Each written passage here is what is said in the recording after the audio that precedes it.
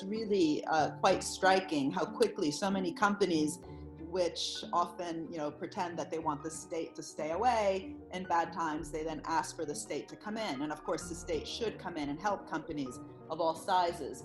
But how to really make sure that we bring conditionality, not in a punitive way, but in a way that really also lays the path for the kind of economy that we want to have in the next 10 years, both because we need to have a recovery now, but even without the COVID crisis. So more inclusive and more sustainable economy. There's really interesting lessons, I think, coming from around the world.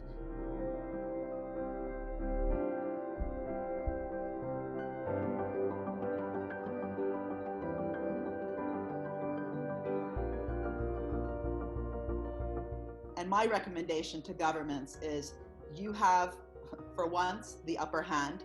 Use it. You have the upper hand to write contracts in such a way that there's some sort of guarantee that we get a change in the system. I think the way that Denmark is approaching it is very interesting, which is both a combination, if you want, of UBI, so just guaranteeing an immediate injection to all households so they can eat, but also making sure that the contracts of workers remain in place, so people are actually being paid to stay home. They don't lose their contracts. So once the recovery can begin, they can immediately go to work with contracts in place. Wouldn't it be great if at least one of the consequences after this crisis, which will hopefully be over at some point, we don't just go back to the old way to think that at best the state is there to fix market failures, which by definition means you have to wait for the market to mess up before you even intervene. So this need for an active co-shaping and co-creation of the market itself, as opposed to just fixing, is hopefully